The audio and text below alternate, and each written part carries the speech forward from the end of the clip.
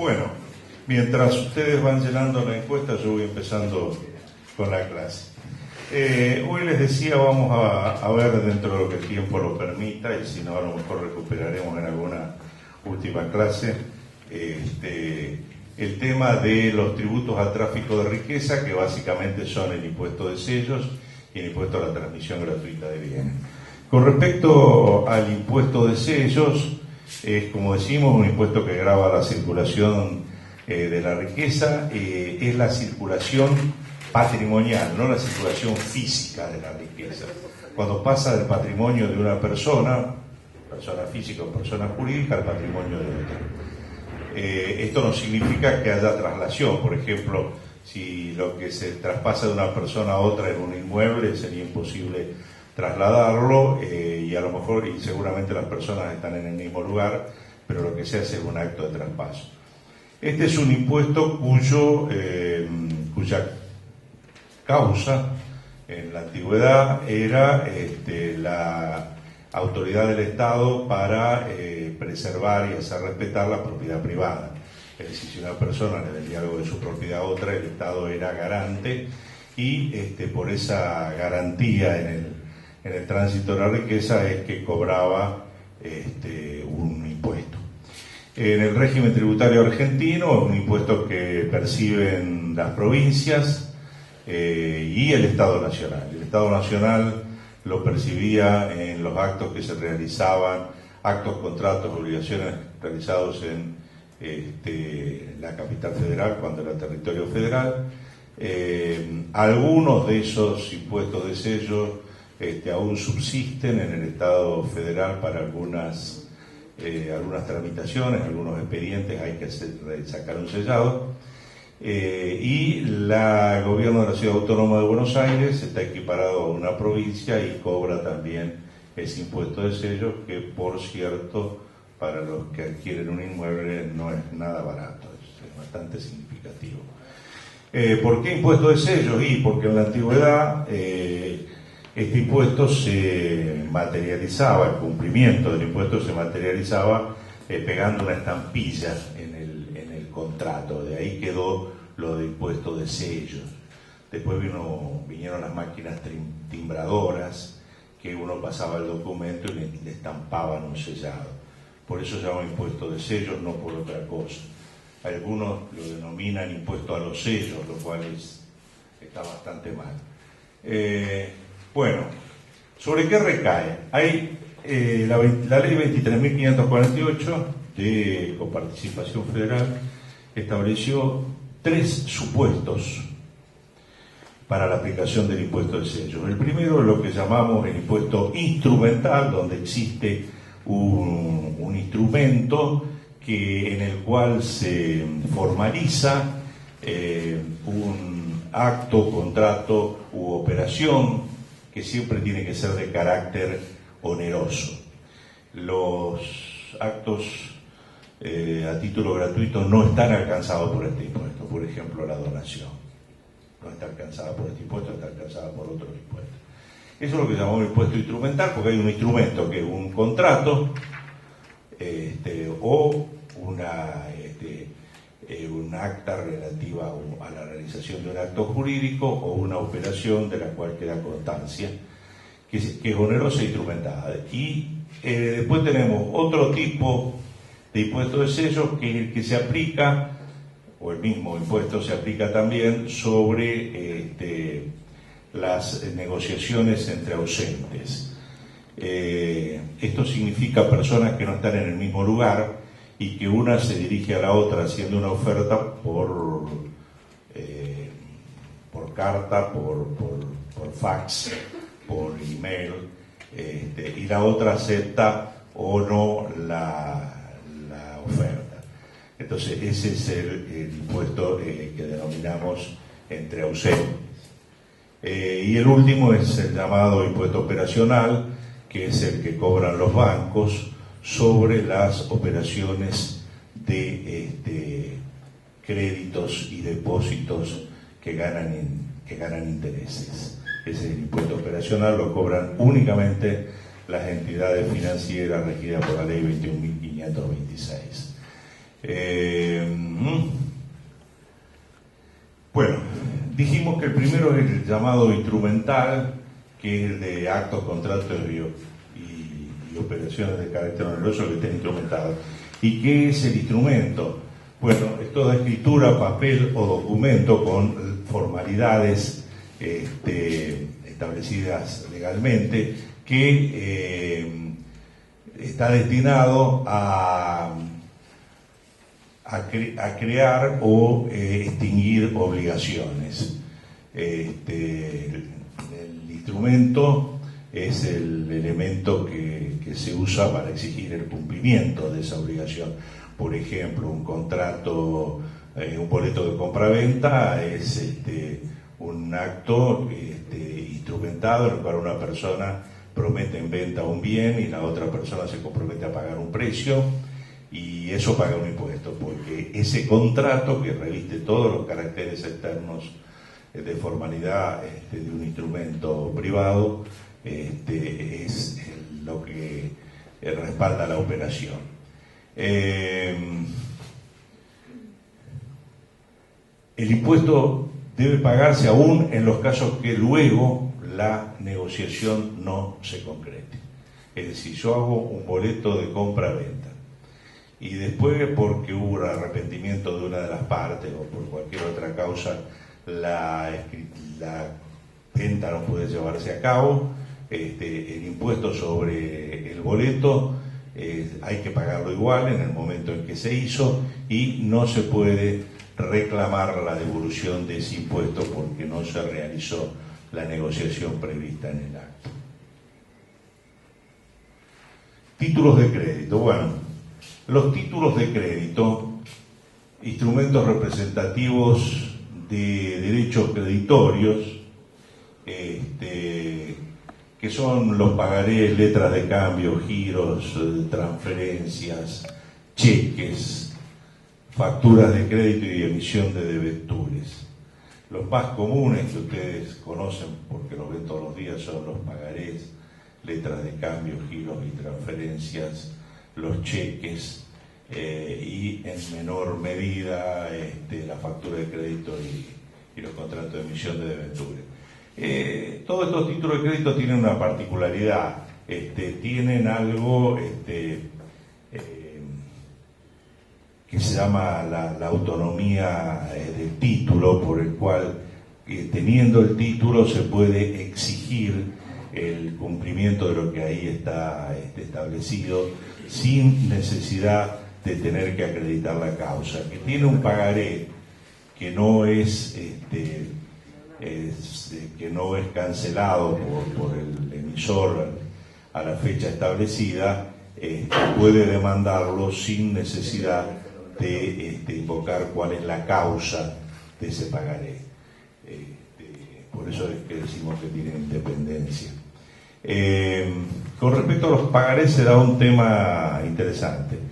Si a raíz de un contrato, de una negociación entre dos partes, se emiten pagarés, imagínense un contrato de venta de mercadería, supongamos, ¿no? O de un auto, y se libran pagarés porque hay una parte que es financiada. Esos pagarés tienen que ser repuestos con el impuesto de sello, tienen que pagar impuesto de sello. Y el boleto también tiene que pagar el impuesto de sello. Las dos, uno porque es un contrato y el otro porque es un título de crédito, los dos son de alguna forma contratos diferentes y están sujetos al pago del impuesto. Esto fue en un fallo bastante viejo del año 62 del Tribunal Fiscal de la Nación, que estableció que los pagarés con los cuales se instrumenta una deuda reconocida en un convenio que se firme simultáneamente también deben pagar el impuesto de sellos. Profesor, en el caso de los créditos de los bancos o de las cuentas corrientes. Eso vamos después, estamos en el instrumental todavía. Hay tres tipos de actos sujetos. Los actos instrumentales en los que estamos, después vienen los actos entre las negociaciones entre ausentes y por último las negociaciones de las entidades financieras. Y ya vamos a llegar. Sí. Yo quería preguntar si no sería una doble imposición. Bueno, es una buena pregunta la suya. Desde el punto de vista económico, sí, estamos grabando el mismo acto de traslación de la riqueza, ¿no?, de una a otra. Desde el punto de vista del hecho imponible hay un contrato o un convenio y hay un pagaré. Entonces serían dos títulos.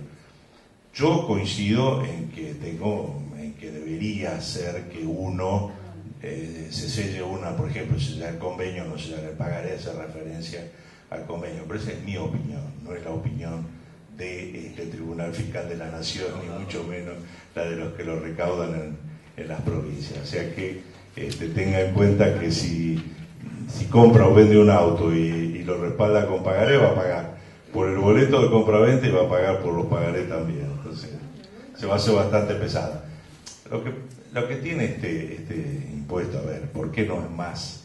¿Por qué la gente no reclama más? ¿Por qué no se enoja más con el impuesto de sello? Y porque es un impuesto bastante evadible. Para que el fisco tenga el derecho de exigir el pago del impuesto, en este caso tiene que tener el título. Si no tiene el título y puede demostrar que el título no ha pagado el impuesto correspondiente, no puede presumirlo, así esté registrado en la contabilidad. Usted en la contabilidad tiene registrado un contrato. Está registrado, dice el contrato de compra de tal cosa, bla, bla, bla. Claro, viene el inspector, en este caso del gobierno de la ciudad, le revisa la contabilidad y dice, ¿dónde está el convenio? ¿Dónde está el contrato de esta venta? ¿Dónde está el boleto de compra-venta? Y si no lo consigue, no puede reclamarle el impuesto. Entonces, es un impuesto que tiene muchas maneras diferentes de saltarlo, sobre todo en el instrumental y en el de las negociaciones entre ausentes. No así el de los bancos, porque los bancos están sujetos a otro sistema que ya vamos a ver. Yo creo que esa es la razón por la cual la gente no se queja más. Ahora, acá en la Ciudad de Buenos Aires, las mayores quejas, por ejemplo, con respecto al tema del costo de la transmisión de bienes inmuebles, el impuesto de sello, sin lugar a dudas. En los alquileres también. Sí. Es exigible, creo que no entre particulares, sí contra comercial. ¿Cómo? El impuesto de sellos en los contratos de alquiler, creo que es exigible cuando es comercial o local, pero no si yo alquilo. Yo no conozco muy a fondo lo que dice el Código Fiscal de la ciudad. Le puedo sí decir que en la mayoría de las provincias, diría casi en la totalidad de las provincias, es exigible aún en los contratos de alquiler de vivienda, salvo que se trate de una vivienda económica cuyo monto de alquiler esté por debajo. Tiene que ser muy... Acá en la ciudad, sí, por el pacto fiscal, por el pacto fiscal del año 94, la Ciudad Autónoma de Buenos Aires adhirió en esa época, todavía no era autónoma cuando adhirió, a lo que pedía el gobierno nacional en el sentido de derogar el impuesto de sellos. Entonces la Ciudad Autónoma dejó de cobrar el impuesto de sellos por varios años. Después, viendo que las otras 23 jurisdicciones lo cobraban y que bastaba cruzar la General Paz para tener que pagarlo, dijeron, bueno, lo cobramos nosotros también y listo, ¿qué le va a hacer? Y así es como volvió al ruedo. Pero sí, hubo muchos años en los cuales no se cobró el impuesto de sello. No sé el tema de los alquileres. Se hacían los alquileres con domicilios en Buenos Aires, sí, para no pagar impuestos y... No, lo que pasa es que en lugar de que se alquila es difícil cambiarle. No, el acto se hacía acá, sí, pero las provincias legislaron en el sentido de que los contratos de sellos que tenían por objeto actos sobre bienes radicados en la provincia, tenían que pagar, se firmaran donde se firmaran. Y lo mismo cuando se referían, por ejemplo, a seguros sobre las personas, se tomaba en cuenta el lugar del domicilio de las personas y si eran vehículos, la radicación. Entonces ahí cortaron un poco ese tránsito hacia el paraíso fiscal de la ciudad de Buenos Aires. También hay algunas cosas con respecto de otro impuesto, que es el de los ingresos brutos. Ah, ya lo vamos a ver. Si tenemos tiempo, si llegamos, sí. Es el convenio multilateral. Ya vamos hacia eso. Bueno, acá está el tema de los contratos por correspondencia. Se graban los contratos formalizados entre docentes, personas que se encuentran en distintos lugares, aun cuando los distintos lugares pueden ser de la misma ciudad. En general, muchas firmas,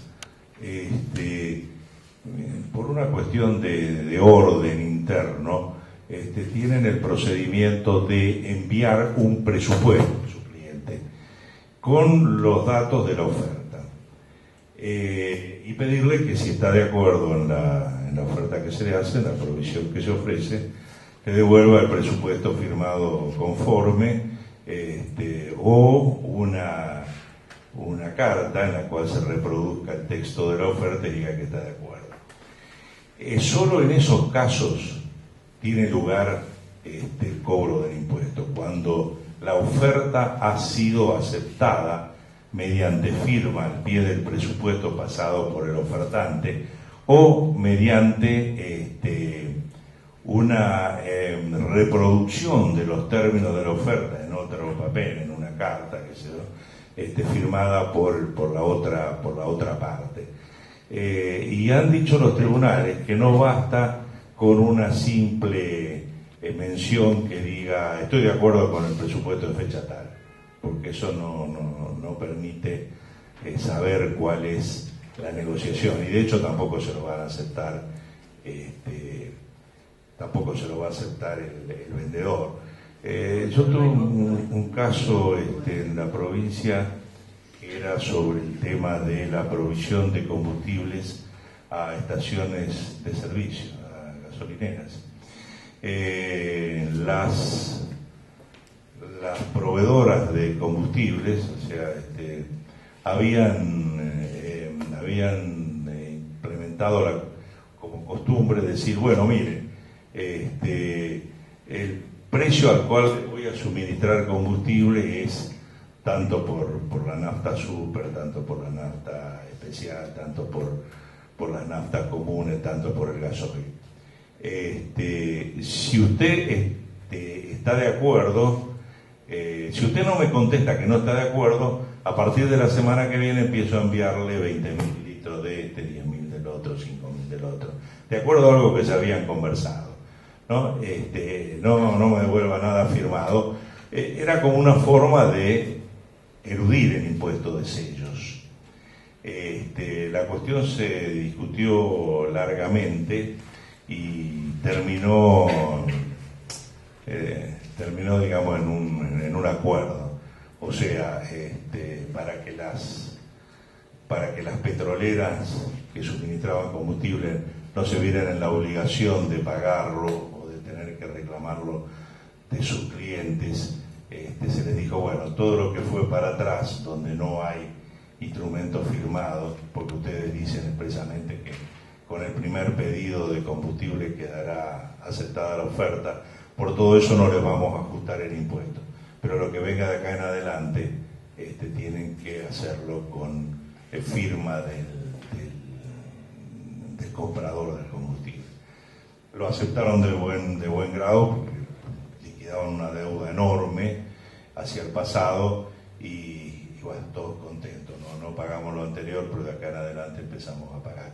Pero el tema era ese, no existía ningún tipo de contrato, existía una oferta con los precios y le decía, con el primer pedido que usted haga, tomará vigencia este contrato con los precios, y los precios decía, bueno, hasta fin de mes.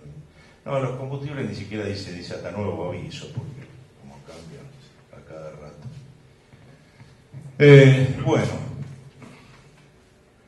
vamos al último, el impuesto operacional, que les preocupaba. Este es el impuesto de sello que pagan las entidades financieras y los depositantes de dinero, plazo fijo en este caso, o tomadores de crédito, respecto de las operaciones de entrega o depósito de dinero. Yo no sé ahora cómo se están manejando con los plazos fijos, la verdad que se me perdió si lo asume todo el banco. Creo que como una cuestión promocional el banco no le traspasa el costo del sellado sobre los depósitos a plazo fijo a su cliente, creo. Sí, lo debe descontar. A ver, ayer me mandaban, ayer abría yo en el correo electrónico una oferta de banco francés con LAN. Entonces decía, si usted hace un depósito a plazo fijo de 55.000 pesos, moneda nacional o más, a 180 días o más, le vamos a regalar, bueno, dar una cantidad de puntos para viajar. Que era importante, que se arrancaba con 70.000 puntos, que permite ir a Brasil, a Chile, a Ecuador. Bueno, digo, ¿cuánto estará pagando el banco francés por este depósito a plazo fijo? Entro en la página del francés y veo que está pagando la generosa tasa de 9% anual.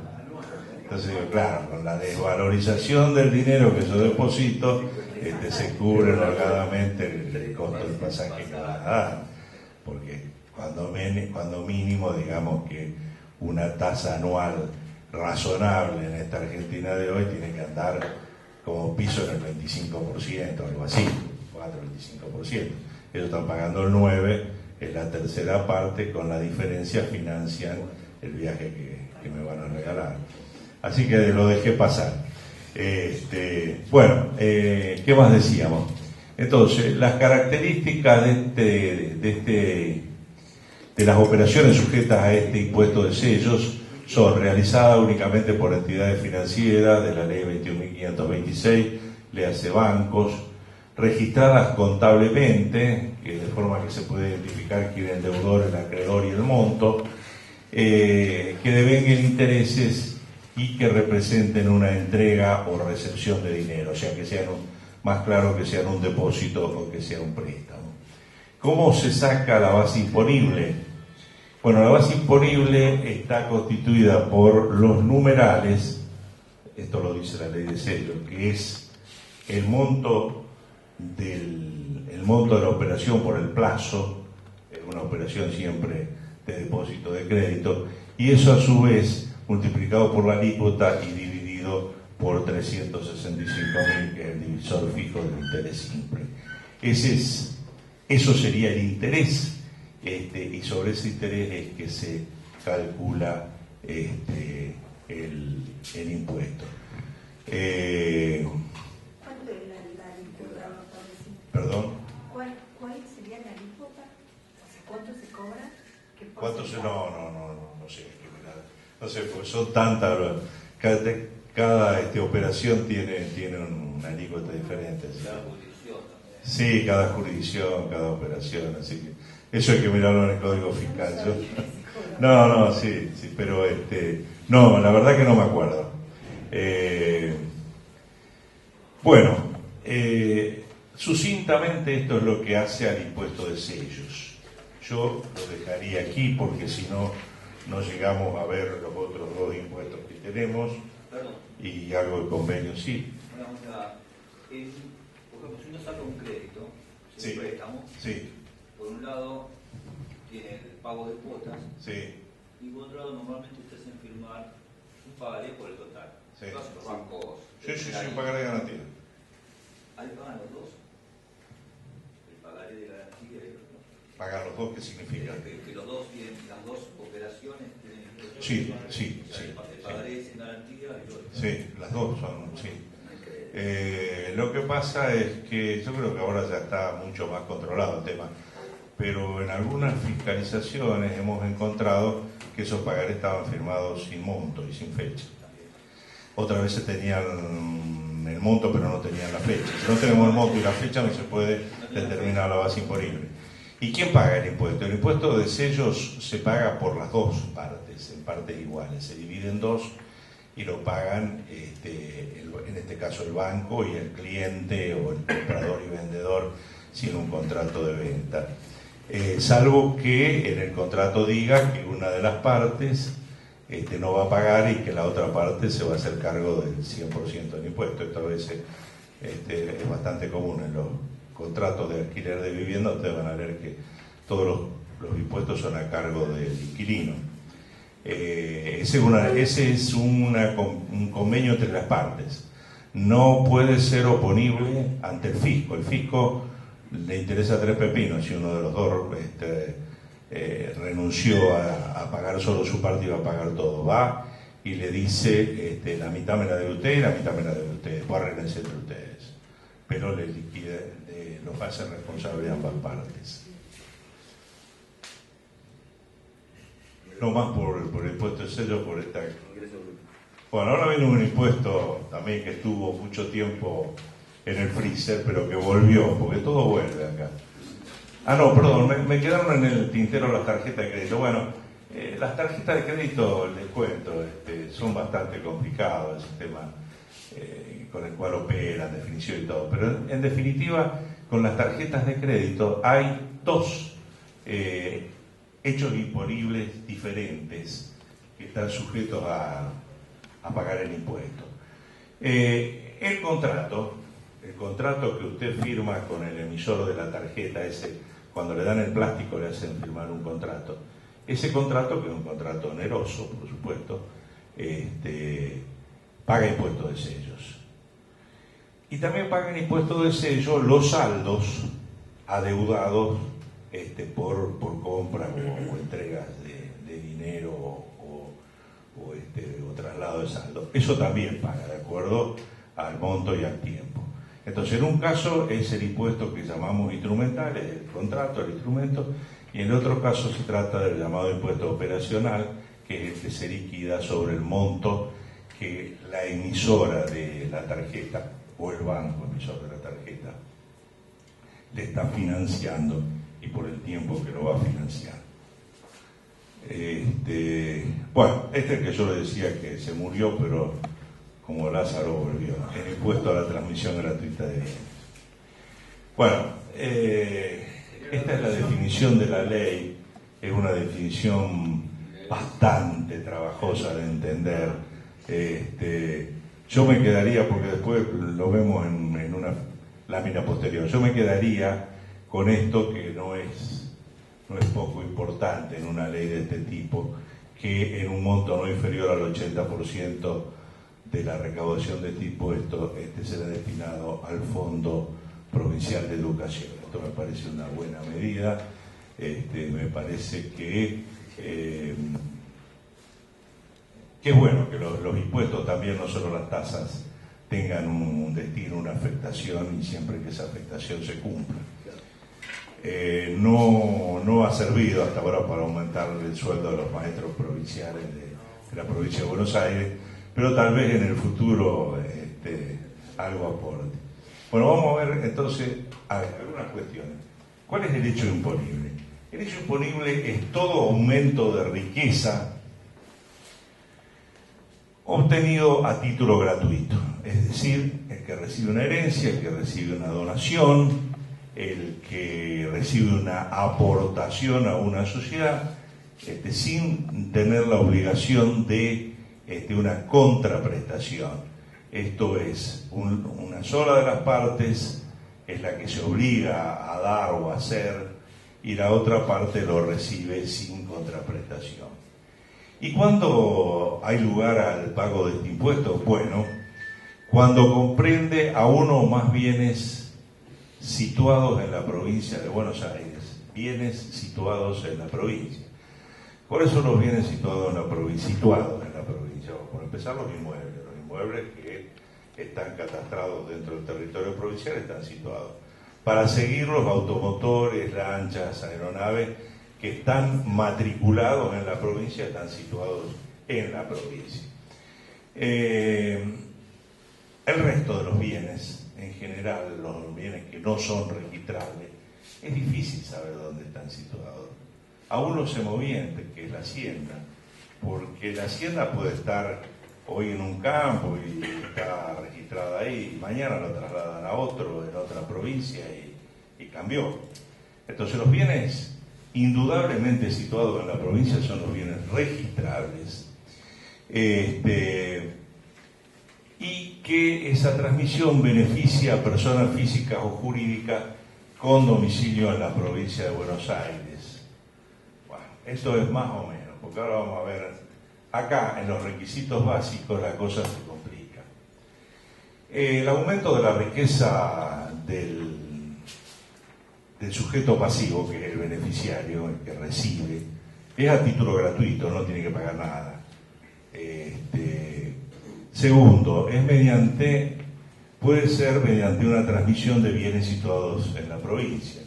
Puede ser la donación de la nuda propiedad de un inmueble provincial con reserva de usufructo, y ahí se paga, porque antes la salida que había era, para no tener que hacer después un juicio de sucesión, era que los padres, los antecesores, cedían la nuda propiedad a sus hijos y se reservaban el usufructo hasta el momento de su fallecimiento, con lo cual que recibía la nuda propiedad tenía el título, pero no el uso y goce del bien, del cual recién lo usaría cuando pudiera unir a ese título lo que se llama el usufructo, que es el derecho a usarlo. ¿Por qué se llama nuda propiedad, profesor? ¿Por qué se llama nuda propiedad? ¿Nuda qué quiere decir? No me acuerdo. ¿Cómo? ¿Qué quiere decir nuda propiedad? ¿Nuda de qué es? Bueno, la nuda propiedad es el título. Los inmuebles, los bienes inmuebles, tienen una nuda propiedad que es el título a nombre de quien está ese inmueble. Ese es el propietario. Pero después está lo que se llama el usufructo, que es el derecho a usar y gozar de ese bien. Esto, desde antiguo, se podía desmembrar. Una persona tener la nuda propiedad y otra persona tener el usufructo. Ese desmembramiento del usufructo puede ser un desmembramiento por tiempo indefinido, como cuando se hace una cesión de nuda propiedad con reserva del usufructo mientras la persona viva, o puede ser por tiempo determinado, por ejemplo, cuando el propietario alquila el inmueble. Entonces le da el usufructo a otra persona por un tiempo determinado.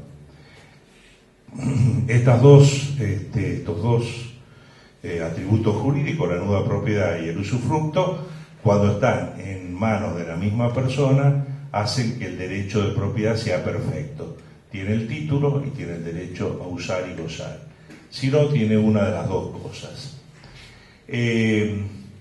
Como este desmembramiento se había utilizado fundamentalmente para no incluir los bienes en el acervo hereditario, o sea, en el inventario de la herencia o sucesión, que pagaba impuestos de sellos, lo que se hizo fue incluirlo a estos actos de transmisión de nuda propiedad con reserva de usufructo dentro del enriquecimiento a título gratuito.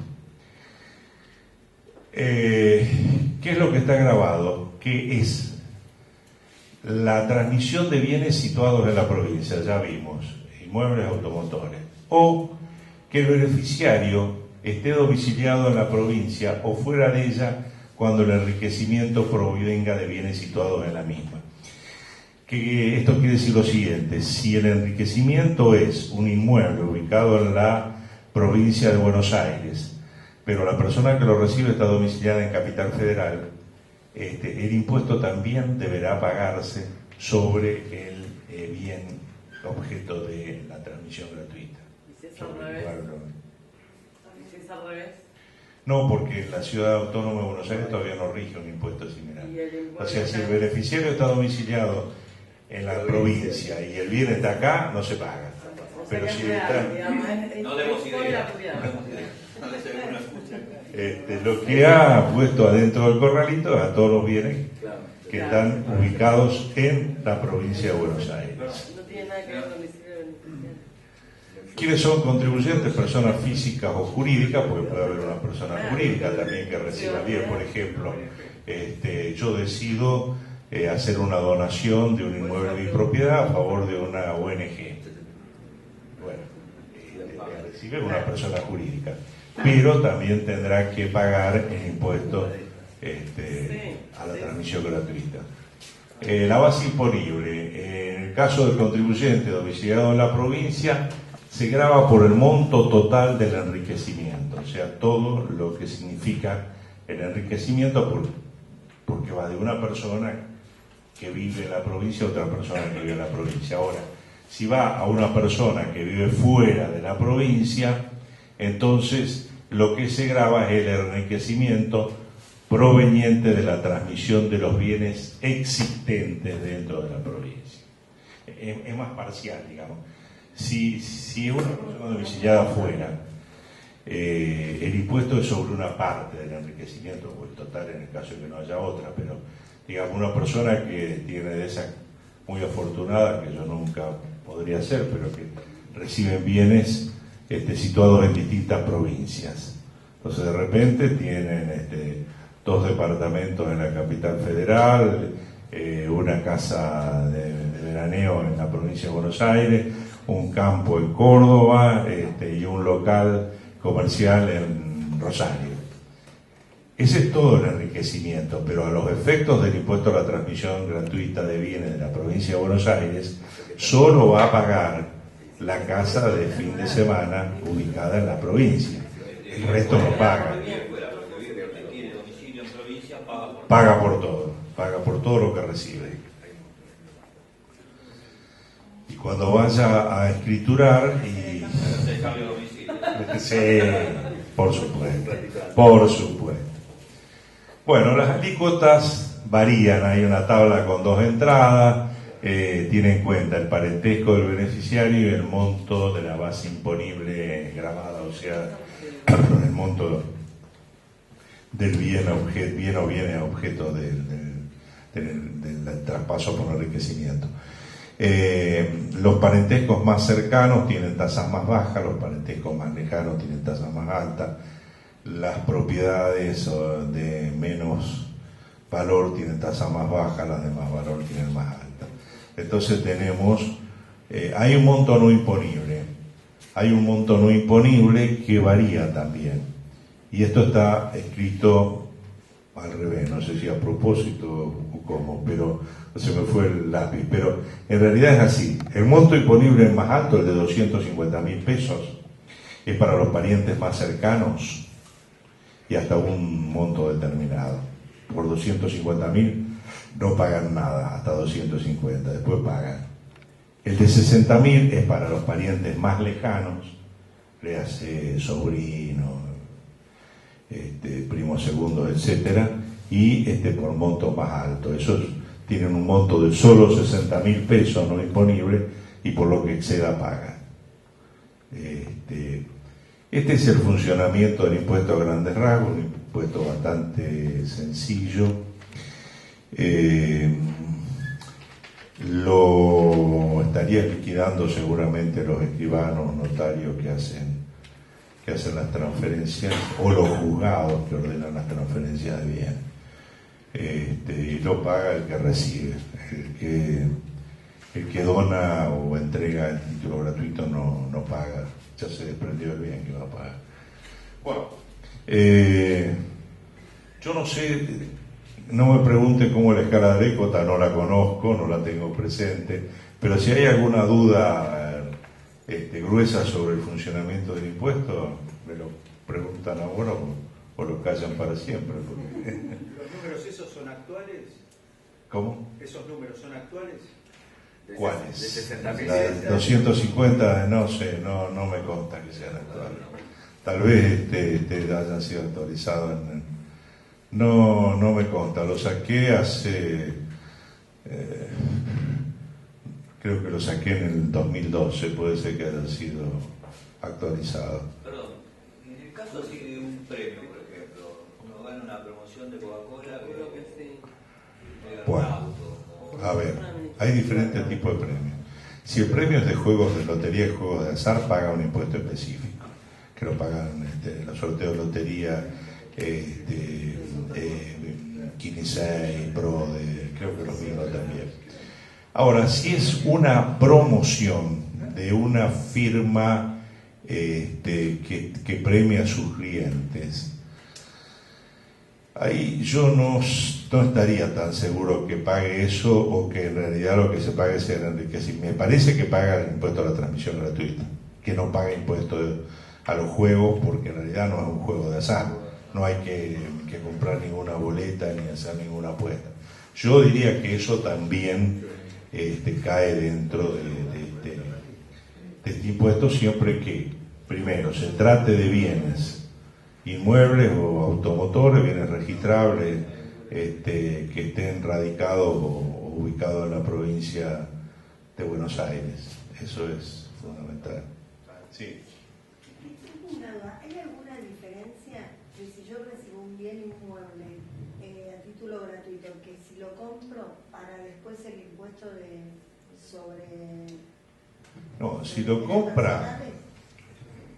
A ver, si lo compra en el momento de la compra, lo que va a pagar es el impuesto de sellos. Pero digo, hay otro impuesto, ¿no?, que se paga después cuando uno tiene bienes que tienen propiedad. Bueno, por eso ese impuesto a los bienes personales lo va a pagar de las dos maneras.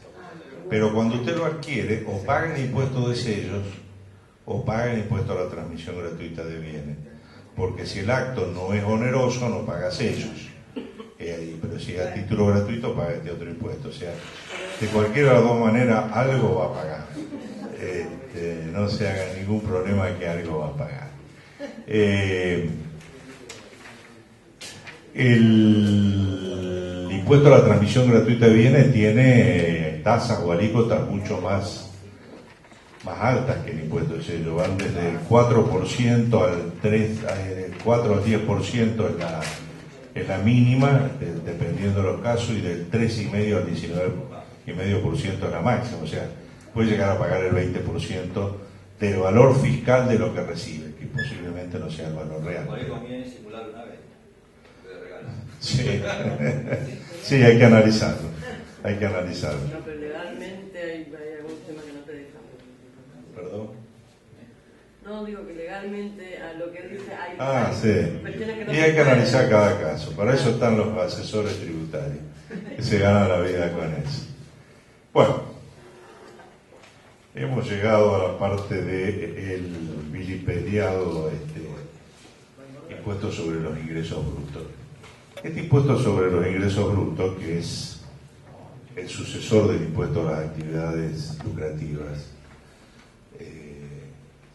nació en Alemania, como dice ahí, después de la guerra, por la necesidad de fondos que tenía el Estado, y de ninguna manera se tuvieron en consideración los principios de la tributación respecto de la equidad tributaria, el rol del impuesto, etc. Era un impuesto productivo y listo. Desde el punto de vista de su impacto sobre la economía, es un impuesto bastante malo, tiene condiciones bastante perjudiciales desde el punto de vista de la economía. No sirve para redistribuir el ingreso y no respeta ningún tipo de equidad fiscal. O sea, es una porquería, pero sirve para recaudar. En Argentina se instauró en el año 48, Alemania lo tenía desde los años 26, 27,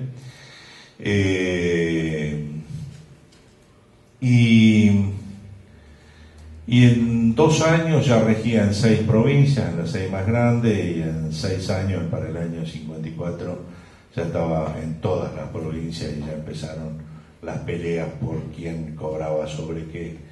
Porque el problema de este impuesto, que al ser un impuesto plurifásico, es un impuesto que grava en el caso de un bien, supóngase, no sé, creo que está exento, pero vamos a poner como ejemplo el pan.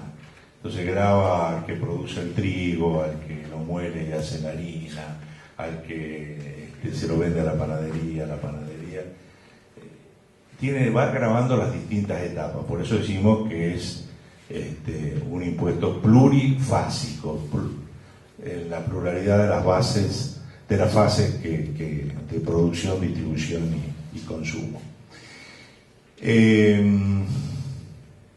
Entonces, el problema viene así. Vamos a volver al tema del pan, más allá de que no esté grabado. Pensemos en las facturas, en todo caso, en las pastas. La provincia donde está radicado el productor de trigo dice: yo tengo derecho a cobrar el impuesto a los ingresos brutos sobre las pastas que se venden, porque se hacen a partir de la harina de trigo. Y la provincia donde está ubicada en la molienda, el molino de molienda, dice: yo tengo derecho, porque acá se hace todo el proceso que transforma el grano de trigo en harina. Y la provincia donde está la panificación dice: yo tengo derecho, porque acá se transforma la harina en productos, pan y facturas y demás. Y finalmente la provincia donde está ubicada la panadería que le vende al público también dice lo mismo. Entonces ahí venía una pelea: ¿quién cobra sobre qué? Y este es el origen que luego terminó en el tema del convenio multilateral, que viene más o menos desde los años en que se popularizó este impuesto, del año 54, justamente el primer antecedente del convenio, que lo vemos en el punto siguiente. Bueno, este impuesto durante los años que fueron desde su creación hasta 1974 se llamó impuesto a las actividades lucrativas y se cobraba sobre más o menos la misma base que el impuesto a las ventas, con algunas diferencias. En el año 74 hay una reforma tributaria importante que, por ejemplo, entre sus hechos más importantes, le cambió de nombre al impuesto que era los réditos y lo llamó impuesto a las ganancias, pero no cambió el impuesto, lo que cambió fue el nombre. Bueno, entonces, como era una reforma tributaria integral, también decidieron terminar con el impuesto a las actividades lucrativas. El gobierno nacional le dijo a las provincias: dejen de cobrar impuestos a las actividades lucrativas, porque nosotros lo vamos a financiar a ustedes con una parte de la recaudación del nuevo impuesto al valor agregado, del IVA, que va a recaudar más que el anterior impuesto a las ventas.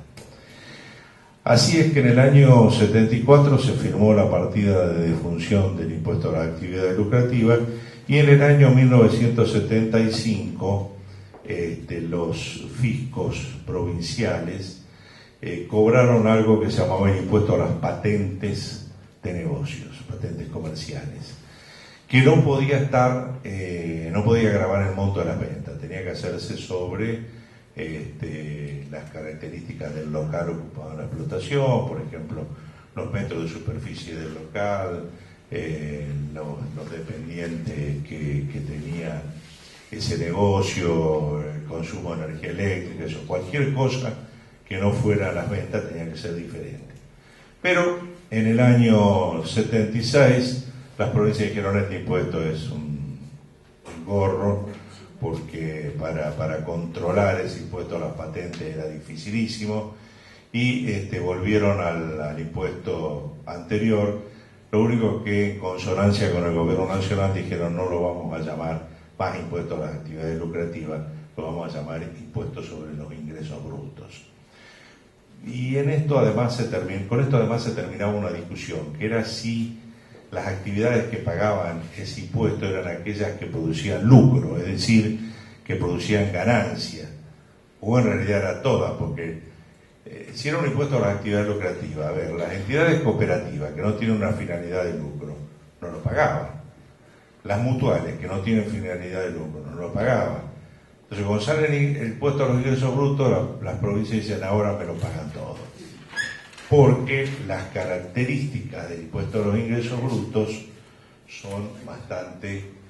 Bueno, primero, vamos a ver qué grava este impuesto, cuál es el hecho imponible.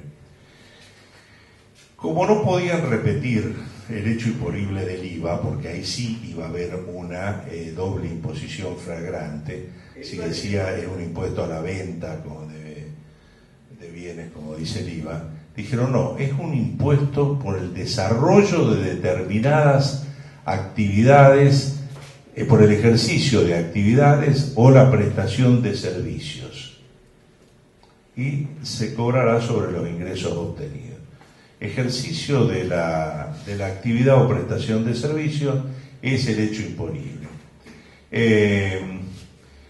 A fines del 78 la Cámara Civil de Capital dicta un fallo que dice este gravamen no se aplica en abstracto por el mero hecho de ejercer un comercio, industria o profesión, sino sobre los actos de operaciones realizados en el ejercicio de la actividad. Quiere decir, si yo tengo una pizzería, pongo actividad en negocio pizzería, pero resulta que no vendo pizza. Me dedico, no sé, a poner una rocola y una mesa para que la gente venga a jugar a las cartas. ¿Me van a cobrar por la actividad de pizzería? No, no se cobra en abstracto, se cobra sobre el desarrollo de la actividad. Por ejemplo, si alguien se recibe de abogado y pone una placa en la puerta y dice fulano tal, abogado, ¿le van a cobrar por el hecho de que ponga un rótulo con el título de abogado? No, le van a cobrar sobre los ingresos que obtenga de la profesión de abogado. El mero hecho de tener un título o de habilitar un negocio no le da lugar al fisco al cobro del impuesto, sino cuando empieza a haber actividades o hechos gravados. En realidad, nadie se imagina que haya una disociación entre la actividad y el producido de la actividad. Esto está unido, pero a veces hay que poner en las sentencias cosas diplomáticas para que no se ofenda a nadie. Con respecto al impuesto al valor agregado, el problema de ingresos brutos con valor agregado es que la base imponible es la misma, es el monto de las ventas de bienes o servicios. Entonces, si la base imponible es la misma, pareciera ser que hay una doble imposición, en realidad la hay. Pero, ¿qué dijeron los tribunales? No, dice, porque el hecho imponible del IVA es la venta de bienes y el hecho imponible de ingresos brutos es el desempeño de una actividad.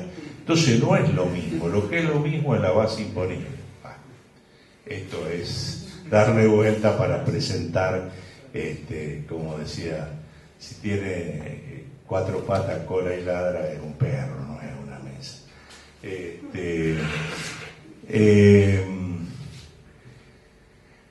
El tema es que la doble imposición no está sancionada, si bien es un hecho condenable, no tiene sanción. La Constitución Nacional no prohíbe la doble imposición, en ningún lado prohíbe la doble imposición.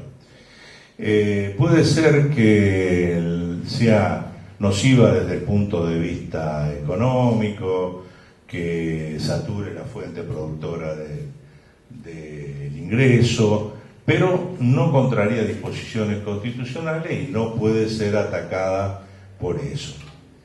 El tema más grave del impuesto a los ingresos brutos es que es un impuesto plurifásico acumulativo en cascada. Entonces produce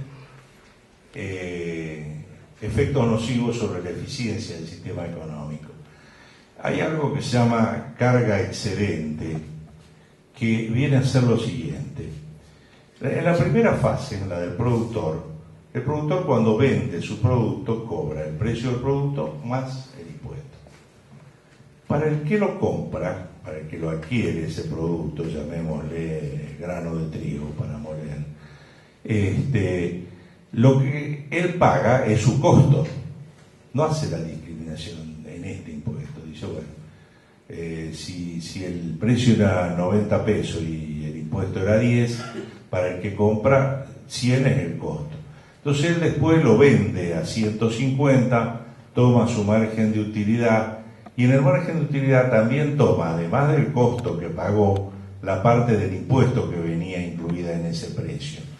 Y sobre eso calcula su utilidad y lo vende. Y esto cuando se va potenciando en varias etapas sucesivas de la producción, la distribución, el consumo, significa que la suma final en la cual se incrementa el componente impositivo del producto es mayor a la sumatoria de cada una de las partes que se paga. Por esto de que cada uno que lo tomó de la fase anterior le cargó a su vez la utilidad sobre eso. Es un tema un poco complicado se ve en economía, sí. Una de las discusiones que hay también es que no es igual para todos, por ejemplo, una empresa que sale del producto base hasta el producto final paga una sola vez el impuesto, mientras que Exacto. va a haber varios.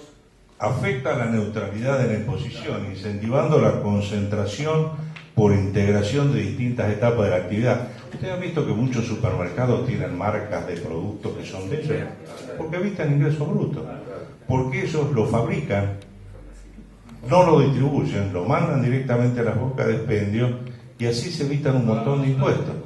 Todos los supermercados tienen productos, los de la línea base tienen productos de su marca. Y es para evitar ingresos brutos, porque de esa forma ellos lo pagan una sola vez sobre el final. En cambio, de otra manera, hay ingresos brutos del productor, ingresos brutos que coincide que elaboró, ingresos brutos del que distribuyó y le llega al supermercado con mucho más impuestos. Esa es la razón de que ustedes van a ver que los productos de marca del súper que tienen la marca de supermercado, son generalmente más baratos que los de las otras marcas. Te toma tomate al natural del supermercado cualquiera que sea, versus la campañola. La campañola va a ser más caro, general en lo normal, por ahí hay épocas estacionales que tienen que bajar el stock, pero normalmente va a ser más barato. Y no es por el tema de la calidad puede ser la misma. Es por el tema del ahorro impositivo que le significa concentrar todas las etapas, desde la etapa de producción hasta la final. Hay cadenas de hamburguesas preparadas, que tienen sus propios campos y sus propios haciendas. Y entonces producen la hacienda, la matan, la faenan, la tienen en su frigorífico y después la pasan a la cadena.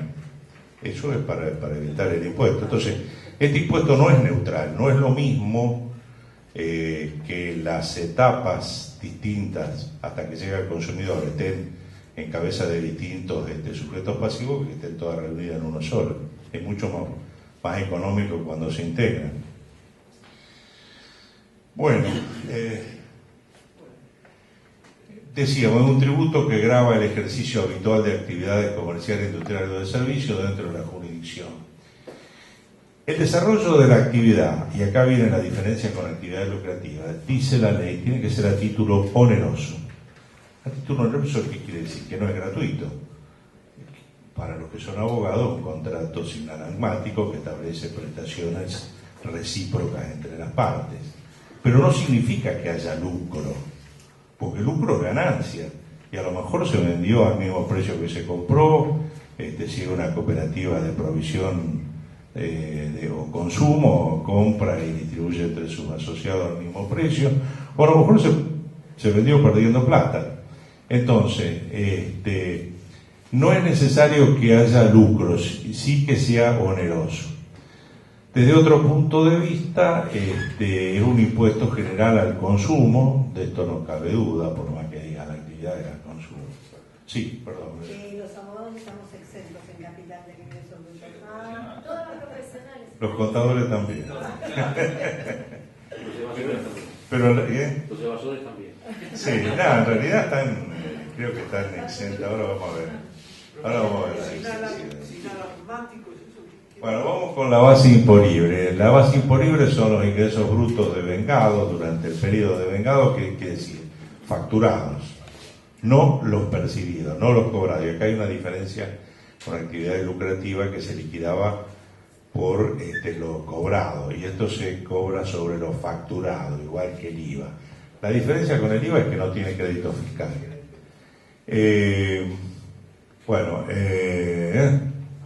Si no se hubiera adoptado el indicador de las ventas, podría haberse buscado cualquier otro como capital afectado a la explotación, salario.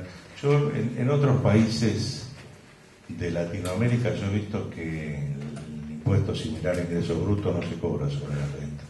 En realidad se cobra sobre el capital en giro, se cobra sobre los metros y la ubicación del negocio, pero no se cobra sobre la base de ventas.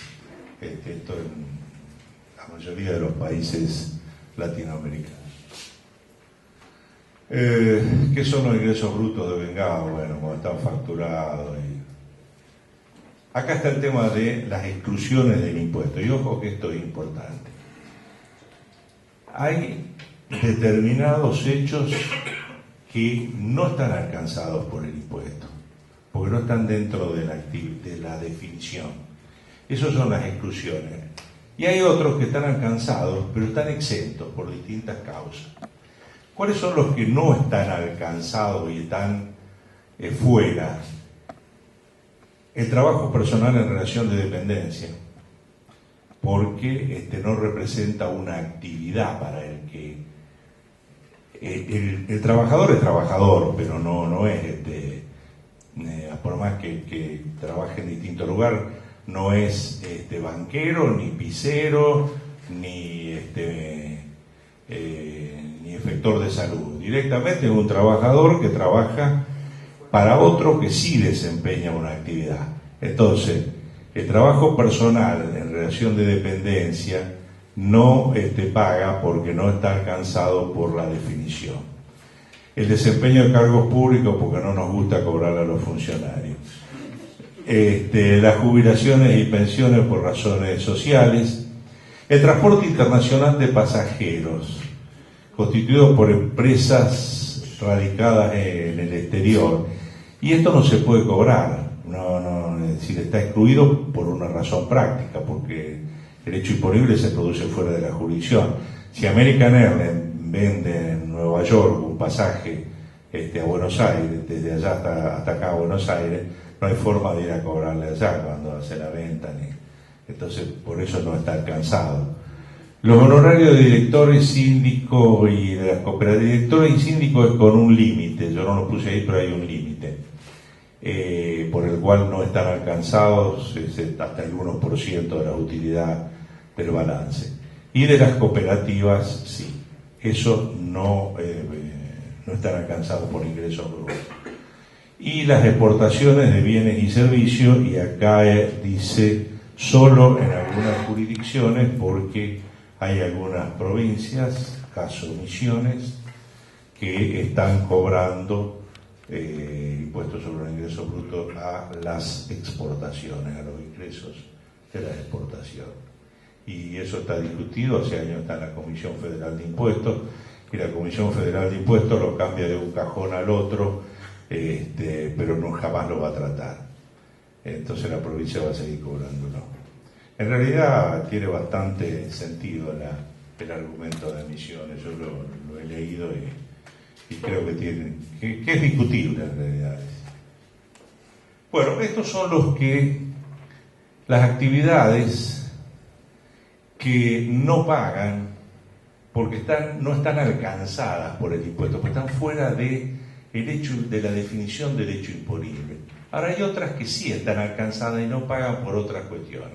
Por ejemplo, ¿por quién es el sujeto pasivo? El Estado nacional, provincial y municipal no paga. El Estado nunca se cobra impuesto a sí mismo, entonces no paga. La Iglesia Católica y otros cultos reconocidos porque se ha considerado así. Las entidades de bien público con ciertas limitaciones, las bolsas de comercio, mercado de valores, los establecimientos de educación privados incorporados a la enseñanza oficial, pero con limitaciones, no es una exención total. Los partidos políticos, las obras sociales, las asociaciones mutuales y las representaciones diplomáticas y consulares. Todos estos sujetos no pagan el impuesto a los ingresos brutos por la característica del sujeto pasivo, no por otra ¿La bolsa de comercio cuestión. del mercado de valores por qué no? La bolsa de comercio del mercado de valores. Bueno. Vaya uno a saber. Tenían amigos. Vaya uno a saber. Pero, Reglamentación paga. Claro, sí, porque esta figura como sociedad anónima sin fines de lucro, sociedad sin fines de lucro, no sé cómo. sí, yo creo que es por algunas operaciones, no es por todas. Pero el mercado de valores, por ejemplo, sí, no paga, pues la bolsa no sé qué hará, qué actos hará, pero el mercado de valores, que es donde se compran y se venden títulos y bienes del país, cereales, ganado y qué sé yo, no paga sobre las comisiones que percibe por facilitar esas ventas. En general el tema de las exenciones es un tema político, porque en muchas provincias no pagan las emisoras de diarios y revistas y de radio y televisión, en otras sí. Todo depende de cómo se mueve el lobby político. Ahora, además de estas exenciones, que son por quien es el sujeto pasivo, hay otras exenciones que son por el hecho imponible o actividad. Esto no importa quién lo realice, cuando se realicen estas actividades o hechos imponibles van a estar exentas.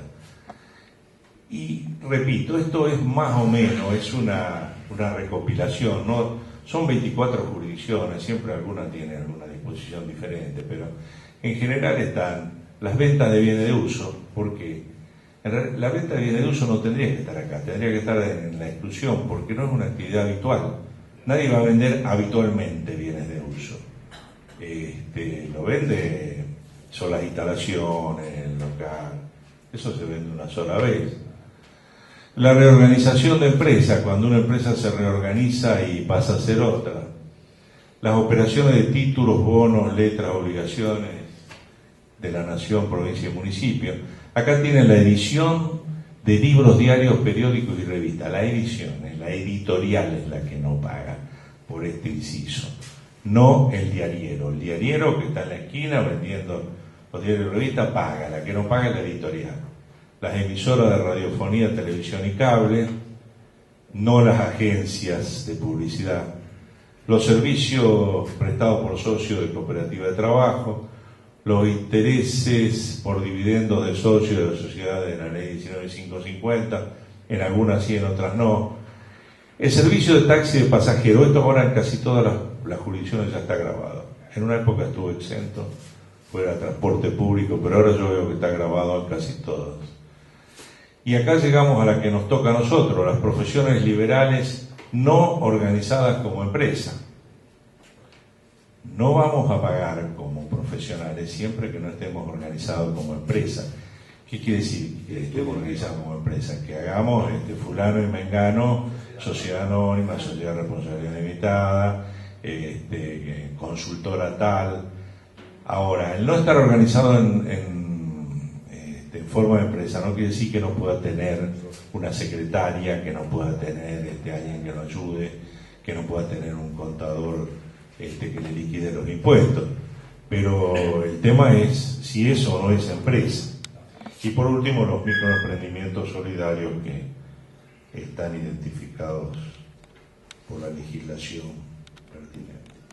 Un segundito, si seguimos.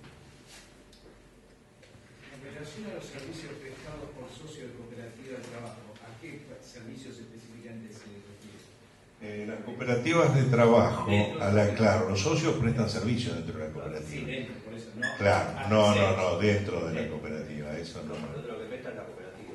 Claro.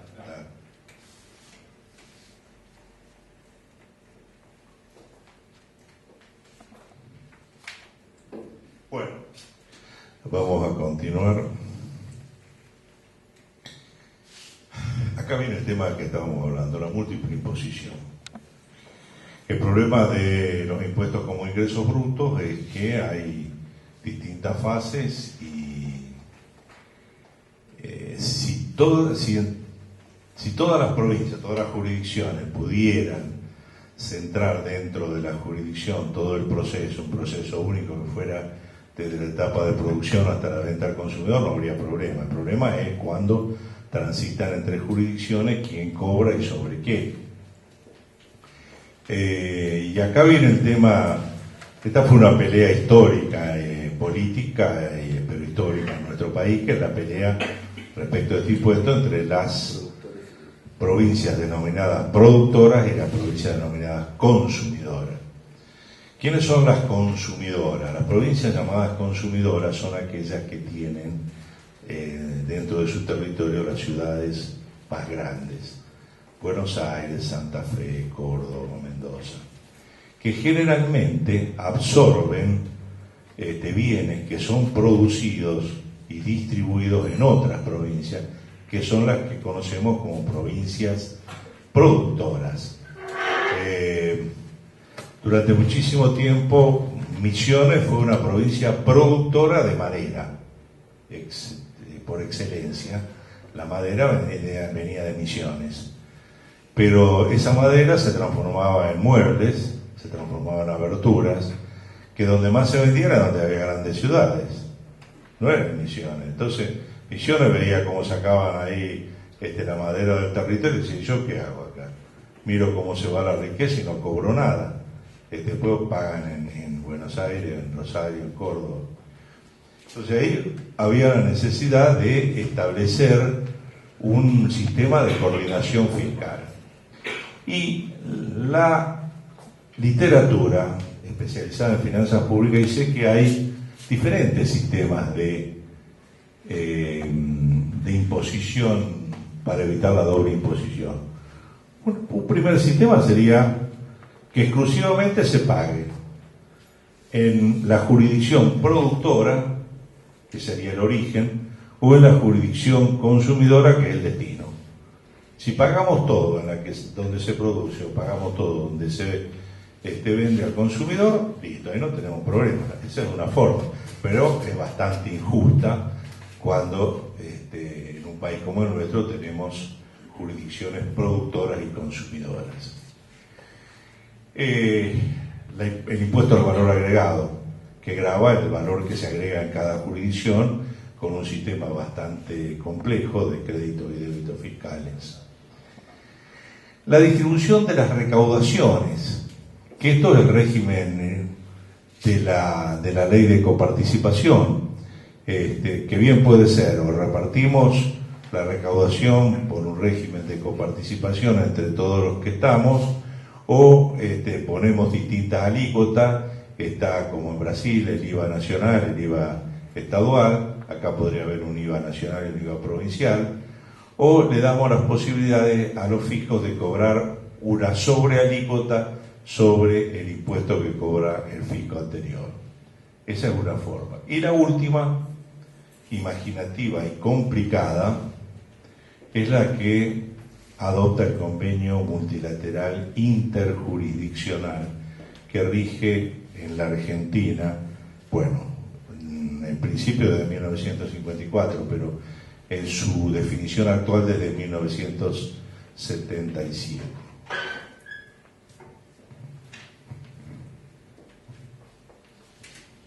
Como ya no salimos de ingresos brutos, si alguien, los que se van, están dejando la encuesta, sí. Como ya nos vamos de ingresos brutos, si alguien quiere hacer una pregunta sobre ese impuesto, sí. Quería hacer una pregunta en cuanto a la diferencia entre el impuesto de ingresos brutos y el impuesto integrado que cobran a nivel nacional. ¿Entre ingresos brutos? Y el impuesto integrado que cobran a nivel nacional, que tenemos el tributo. ¿Con cuál? El impuesto integrado que cobran a nivel nacional. ¿Cuál sería el impuesto integrado? El monotributo. A ver.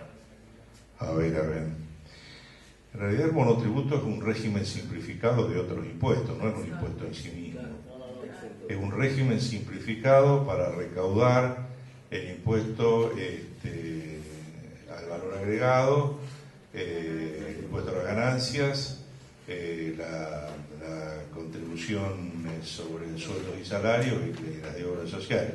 Y en algunas provincias hay un monotributo local que reemplaza ingresos brutos, pero es una forma de recaudar, no es un impuesto. La composición del monotributo es la parte previsional, la parte obligatoria, la parte de las obras sociales, y además una tercera parte es el impuesto integral.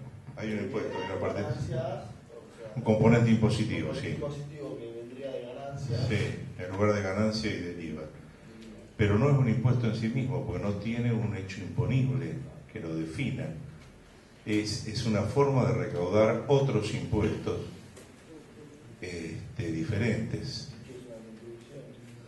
No, es una forma de recaudar, qué sé yo, uno puede tener distintas formas de recaudar. Por ejemplo, en ingresos brutos se dice que la base imponible son las ventas producidas en el periodo fiscal. Perfecto. Pero sin embargo, en casi todas las legislaciones de ingresos brutos de las provincias, usted va a ver que hay un impuesto mínimo.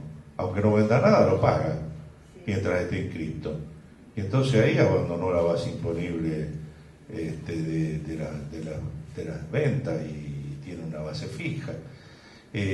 Son formas que busca el legislador, la administración tributaria en general, para hacer más eficiente la recaudación.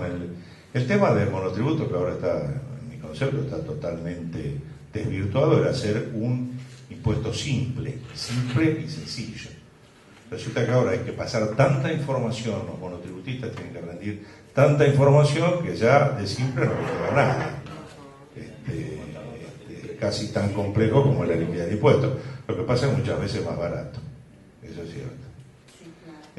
Monotributo lo va a desarrollar la profesora Ana Capese en la parte de ella, porque atañe a impuestos nacionales, ella va a hablar de eso. De todos modos, tengan presente que en muchas provincias hay un monotributo provincial. Formosa era una de ellas, y no sé qué más, que cobraba un monotributo reemplazando ingresos brutos y alguna contribución que había para una finalidad social. A ver, vamos a ver qué es esto del convenio. El convenio multilateral es un tratado para evitar la doble imposición en principio. Un tratado del cual las partes operativas son las distintas jurisdicciones y la nación hace una especie de bendición papal de hecho, ¿no? Pero además de eso, sirve para algo que es importante, que es distribuir las recaudaciones entre los distintos fiscos. Me estoy equivocando, y acá este error es serio. No es distribuir las recaudaciones, el convenio no distribuye recaudaciones, atribuye bases imponibles. Dice, de esta base imponible final, que es el precio de venta del producto al consumidor, esa es la base final. Yo le atribuyo a tal provincia tanto porque ahí se produjo la materia prima, a tal provincia tanto porque ahí se realizó la fabricación, a tal otra provincia tanto porque ahí se empaquetó y se le agregó no sé qué diablo, y a tal otra provincia tanto porque es donde se vendió. Eso es la atribución de base imponible, que es en realidad el verdadero objetivo de este convenio multilateral, atribuir a cada uno de las jurisdicciones una parte de la base imponible. Primero había que definir quiénes iban a estar alcanzados por este sistema de convenio multilateral. Entonces la ley dijo, bueno, a ver, las condiciones son que el contribuyente ejerza su actividad, ya sea directamente o por medio de sucursales, agencias, vendedores, en una o varias de sus etapas en dos o más jurisdicciones. Tuvo en cuenta que la actividad del contribuyente entonces tenía que ejercerse en dos o más jurisdicciones, en una, varias o todas sus etapas, las etapas de producción, fraccionamiento, de fabricación, distribución, etc. Y que los ingresos brutos que provienen, que se pretenden atribuir, cuya base se pretende atribuir, provienen de un proceso único y económicamente indivisible. Y esto es bastante complicado, pero es entendible. Un zapato se produce a partir del cuero, pero también a partir de la materia de los cordones, pero también a partir de las tinturas que se usan para teñirlo, del pegamento, de los clavos. Ahora, cuando yo tengo el zapato, es un bien indivisible, o sea, no puedo dividir si a ver el clavo, el pegamento donde vino, el cuero, la tintura. El proceso de fabricación del zapato es un proceso único y económicamente indivisible. Si no, me llevo medio zapato, me llevo un zapato, pero le van a faltar los cordones o la suela va a estar despegada o no va a tener el color que yo quiero.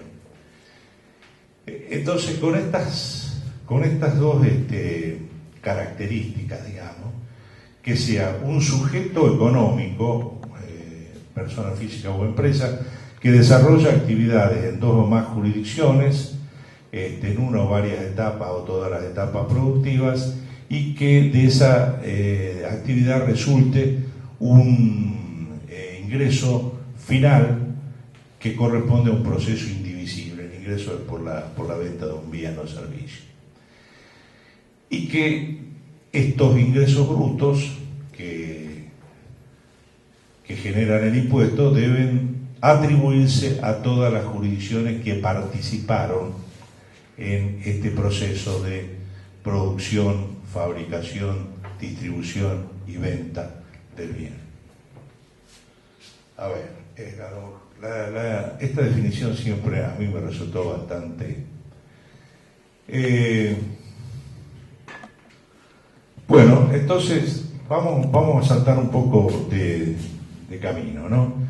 Dice, cuando nosotros enfrentamos un caso concreto, decimos tal cuestión, la fabricación y venta de tal bien, ¿encuadra en el ámbito de aplicación del convenio? Pero por ahí no encuadra, por ahí se realizó todo en una provincia. Imagínense la fabricación de pan que proviene de trigo sembrado en la provincia de Buenos Aires, que son procesados por un molino harinero que está en la provincia, que los transforma a la panificación de Fargo que está en la provincia y se venden en una despensita o negocio de la provincia. Está todo en la provincia y no hay lugar. Entonces lo primero es decir, ¿encuadra? Si encuadra, tenemos que ver que el convenio tiene dos... si no encuadra, listo, ahí se encuadra en el ámbito, no es aplicable el convenio, chao. Contribuyente directo paga sobre la venta. Si encuadra, hay que ver si se trata de una actividad especial, que son las actividades incluidas en los artículos 6 a 13 del convenio, y si es así, se aplica el régimen especial de cada una de ellas. Y si no, va a una bolsa, que sería el régimen general. El régimen general del convenio es residual, todo lo que no es especial es general.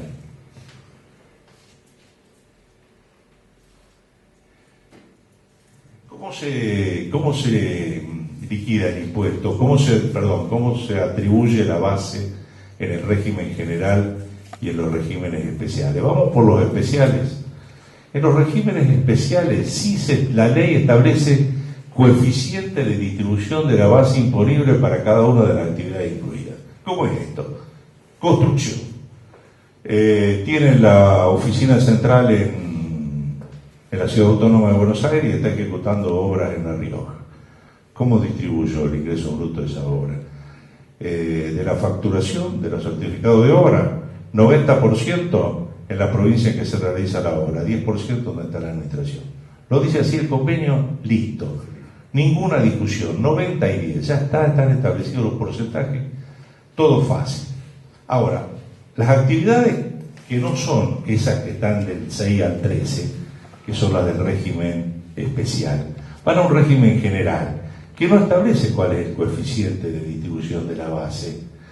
Eso lo debe calcular cada contribuyente, cada uno de los contribuyentes que ejercen esa actividad en dos o más provincias, conforme la composición de sus ingresos y gastos. Cada uno establece algo que se llama coeficiente unificado, que tiene distintos números para cada provincia en la cual interviene. Este régimen general, que no es el de las actividades especiales, donde van a parar todos los que no están en otro lado, se hace mediante el cálculo del coeficiente unificado, y ese coeficiente se establece 50% en función de ingresos y 50% en función de gastos. Y acá, a esto se llegó en el convenio de 1977, pero antes al principio era el 80-90% por los gastos. Y yo siempre me pregunté, ¿por qué el convenio liquidaba por gastos si el impuesto a los ingresos brutos tiene como base imponible los ingresos. Es porque en la atribución de bases imponibles a todas las jurisdicciones intervinientes, ya en el año 77 estaba el IVA y se quiso seguir un mecanismo parecido al IVA. Entonces, lo que agrega valor al producto está representado por los gastos que se hacen en cada jurisdicción, no por el ingreso que es el final. Ya lo vamos a ver.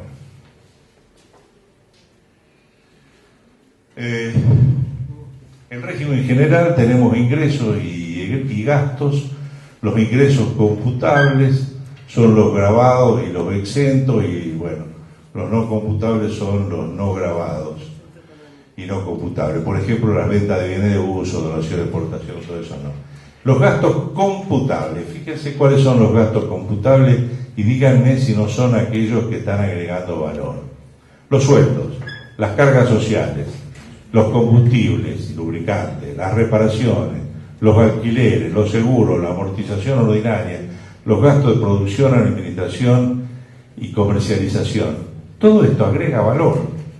Es decir, es un gasto que le da mayor valor al producto. ¿Cuáles son los no computables? El costo de la materia prima, porque no lo fabriqué yo, lo fabricó otro. Si yo tengo que vender mi materia prima, seguramente la voy a tener que vender a lo mismo que la pagué. Las materias primas y materiales, las mercaderías de reventa, las obras y servicios que se contratan para ser comercializados por el mismo precio, bueno, la publicidad, los impuestos, tasas, intereses, etcétera, etcétera. Yo no voy a detenerme en esto porque esto es bastante puntual, solo quiero recalcarle algunas cuestiones generales. Esto es muy complicado, yo lo dejo, el que quiera estudiar convenio multilateral, estoy a su disposición. Vamos a esto, las actividades específicas que son así. Estas son las que tienen, ¿cuáles tienen un coeficiente fijo? La construcción. Yo les decía, el 90% donde está la obra, el 10% donde está la sede administrativa, listo, no hay problema. Las entidades de seguro, capitalización y ahorro, créditos y ahorro y préstamos, que no son los bancos. Cuando la administración o sede central se encuentra en una jurisdicción y se contratan operaciones relativas a bienes o personas situadas en otra, se atribuirá a la jurisdicción donde se contratan las operaciones el 80%, donde se encuentra la administración el 20%, una compañía de seguro. No hay discusión, tiene la sede central en Buenos Aires, 20%. Por eso es que para Capital Federal, para la Ciudad Autónoma de Buenos Aires, perdón, es tan importante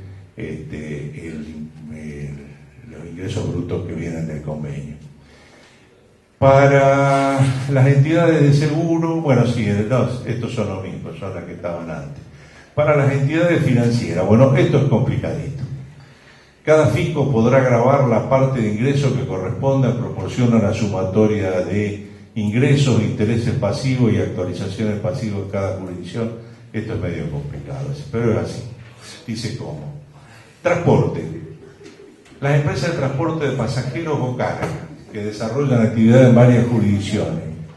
En cada una de ellas se grava la parte de ingresos brutos correspondiente al precio de los pasajes o fletes percibidos o devengados en el lugar de origen del viaje. Si donde se vende el pasaje o se paga el flete, ahí se paga el impuesto.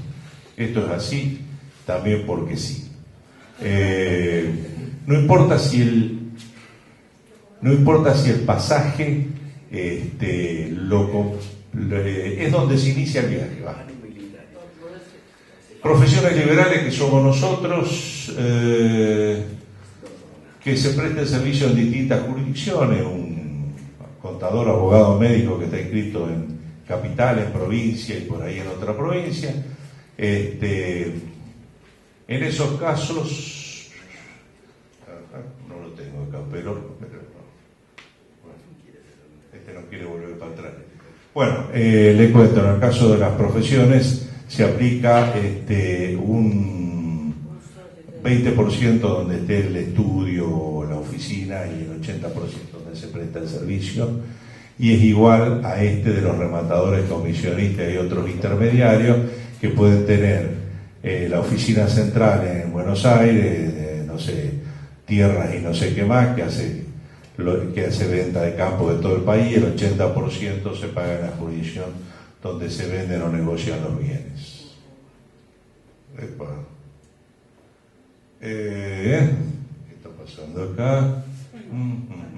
Juan, no quiere saber más nada de esto. Juan, se terminó por disposición, me quedaba el artículo 13 que de todo modo es ampliamente complicado. Como ya estamos en la hora, se ve que la lámina quiso ser más rápida. Damas y caballeros, yo he tenido el enorme placer de tenerlos conmigo, que ustedes me soportaran con una paciencia estoica durante estas horas. Ustedes conocen mi correo electrónico, si no lo conocen se lo digo, es hserravalle, todo junto y con minúscula, mi apellido es Serravalle, entonces H de Héctor y Serravalle, que es mi apellido, que se escribe con S, doble R, B corta y L, @ciudad.com.ar. Si alguien necesita algún asesoramiento especial o tiene algunas dudas especiales, yo con muchísimo gusto estoy a su disposición. Al final de este curso, por allá por la última clase de octubre o 1 de noviembre, ustedes van a completar una evaluación de conocimientos sobre la base de 10 preguntas. Las 5 que voy a hacer yo son una correspondiente a cada unidad y por supuesto van a ser los aspectos más básicos de cada una de las 5 unidades, no lo más complicadito, no vamos a hablar de convenio multilateral, por decir, Por favor. pero por ahí hablamos, claro, imagínense que estamos sobre esta, ¿qué le voy a preguntar? ¿Convenio multilateral? No, le preguntaré algo sobre impuesto de sello, transmisión gratuita de bienes, es más fácil, qué sé yo, o si son múltiples choice, no sé, por ejemplo, vamos a suponer, estoy imaginando, múltiple choice. El impuesto sobre los ingresos brutos tiene como base imponible. Tiene como hecho imponible, tiene como hecho imponible. La venta de bienes, 2, la venta de servicios, 3, la actividad desarrollada por el contribuyente. Entonces vamos a tratar de que sea más o menos fácil. Claro, si ustedes leyeron un poquito, si no, es la actividad, no puede ser la venta porque esto es el IVA. La que todo junto va a ser la tercera, siempre. Sí,